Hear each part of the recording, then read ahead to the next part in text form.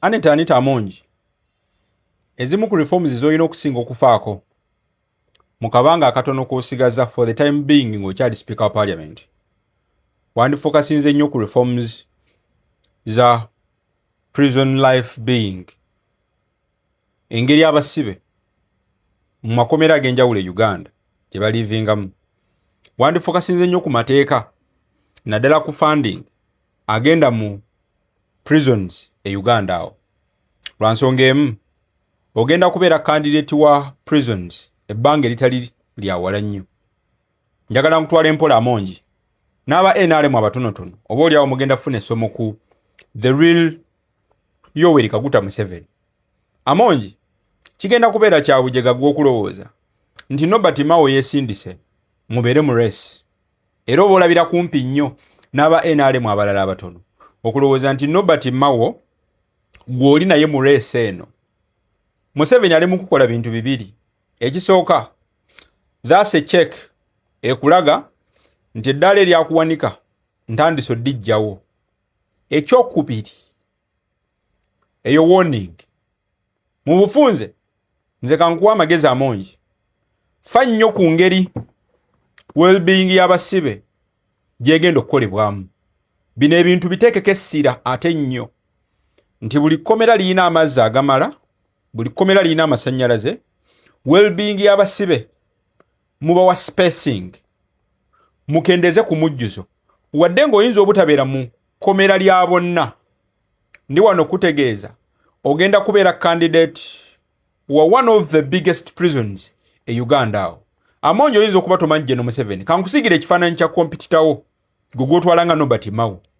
Osobola okuritaininga akafaako, naye ndi wano kutegeeza eno video gimarking ogenda kusanga fate ekyasinza okubeera embi esinga ne ku ya maama Rebecca alitwala Kadaga gwe tomanyi General Museveni. Kankutwala empola mu bigambo bya Nobert Mao yakusigira ekifaananyi kimu nti nga ajja mu byobufuzi alinga godfather we mu politics ye General Sali Musale ye yasinga okumubakinga okuyitawo n'okuwaguza mu byobufuzi bya Nobert Mao. Kati gwe njagala weebuuze, Nobert Mao ekirowoozo ekijja kuba speaker yakijjawa? Omuntu omu agenda okulowooza nti Nobert Mao siwa NRM. Nobert Mao ali completely NRM as of now. Gweoyinza okuba okyafokasinze ku ndagaano gye bakuguza ku mukago mb'ogwa DP ne NRM. Ne Nobert Mao abadde NRM from way back.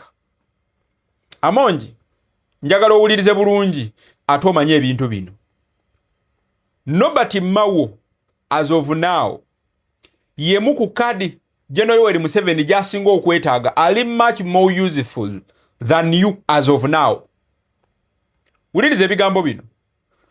Toyina budde buno ky'osobola gatta ku bwana Museveni legitimately nga yegwe Anita Amongi. Toyina. You are of less value maaso ga Museveni bwe tukuteeka ku level yemu n'akasajja ka Nobert Mao. Kankusigira ekifaananyi ekinene omanyi lwaki Nobert Mao is the best candidate maaso ga General Yoweri Kaguta Museveni. Lwakuba abasinga temugoberera Kaguta. Nze nakugamba oyo boy oba kawo boy ali preemptive mu bigambo bye. Njagala nkutwala empola nga muli ekyankwanzi yakomentinze ku nguzi. Wadde nga General Museveni bw'aba ayogera ku nguzi asaana wabeerewo omuntu amuli okumpi amugambe wewe shut up.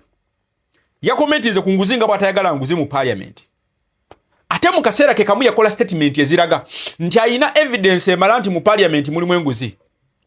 Olowooza ani abadde akulembera parliament gy'ayinako evidence ey'enguzi n'abagirya? Amongi bino bye njagala omanye ku General Yoweri Kaguta Museveni nti musezi is more like a night dancer.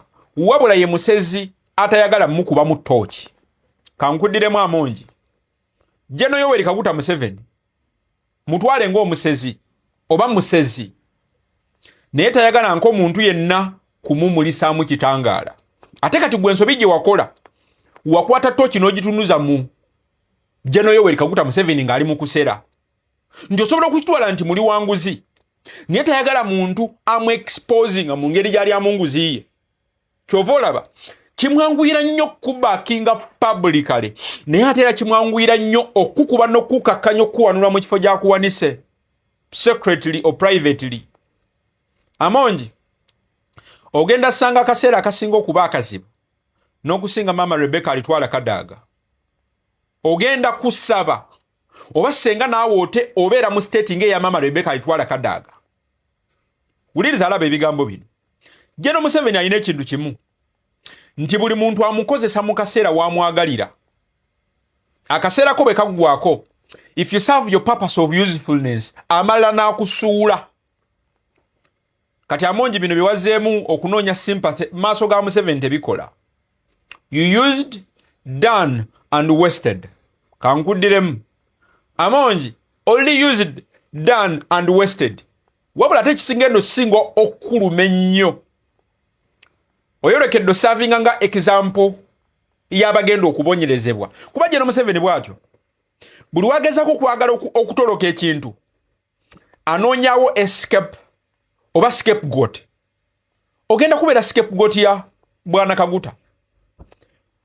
Ebiseera ebisinga abaako omuntu gwasuula mu kkuba emmotoka emukoone. Mu bufunze alina abantu bateekayo nga saddaaka to cover up something evil. Kati okulembedde institution ekyasinze okubeera extravagant, yekyasinze okubeera corrupt wokulembedde institution ya parliament oba ya legislature, ye institution ekyasinze oku underperforminga. Kosase 2022 yaleta report Museveni yakubakinga publicly naye yali akimanya agenda kusuula. Time to come. Mu kaseera kano you've served your importance. Actually you've overstretched enough. Akaseera ko your downfall egenda kubeera nzibu. Eddala lyakuwanika yali gyewodda. Kino nkikubuulira kankusiigire kino ekifaananyi. Oba olyawo kigenda vaayo bulungi n'aba NRM abali bategere General Museveni. Gwe badiringa naye. Oyo mulaba. He will use you at a time when he needs you more. Naye mu kaseera ako nga kayiseewo, he will dump you ate oyo omwami talina regret. Ate omuntu gwakyasinza okudampinga ye muntu ng'amuyambyeko in a certain way or the other okubaako waatuuka n'okimulaga. Kanziremu Museveni anyiiga nnyo nga waliwo omuntu amuyambyeko okubaako waatuuka publicly n'okikoonako oba n'omulaga nti oli so important gyali than ye bw'akiwulira. The best example yali ya mama Rebecca alitwala Kadaga. Yayina omukisa ogusuula General Museveni. Era senga General Museveni sikyali kizibu kya Uganda. That opportunity and that chance was there. Ogw'omukisa gwaliwo. Kadaga yaguyina. Bw'amala okuyisa General Museveni mu kaseera ako, Kadaga yajja n'akyewaaniramu ng'ali ku programu ya Kaswe Basiri. Ngugambye Diostad ng'obulamu bwa mama Rebecca alitwala Kadaga.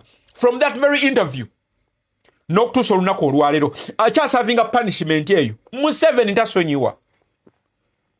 Tosobola muwona Amonji okimulaze nti you somehow powerful.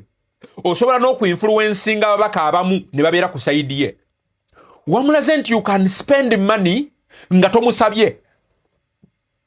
Museveni mutwazi wa sente. Naye tayagala ng'omuntu amwegattako mu kutwala. Ayagala omuntu asikinga permission. Obudde buno woza ogenda ku retiringa from politics.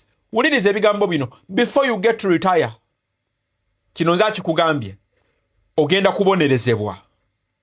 You cannot go like that. Amonji, ogenda kusavinga nga example. Soon or later. Eno Norbert Mao is simply a check 1-2. Niye wuliriza ebigambo bino. In the end, you're going to serve as an example. So maliriza bwenti. Tuyambeko mu kaseera k'osigaza akatono kubanga ogenda kubeera candidate w'amakomera. Abasibe bafuna amazzi mu kaseera akatuufu. Amakomera omujjuzo gukendeere, okakase nti supply y'ebintu ebikozesebwa mu makomera budget yabyo yeeyongerako. Otherwise, if you don't do that, ogenda kubeera victim mu community yemu. Kola emikwano egimala ate saba baleme kukola reshuffle mikwano gy'ogenda okukola mu bakulembera amakomera. Otherwise, we live to watch the fate.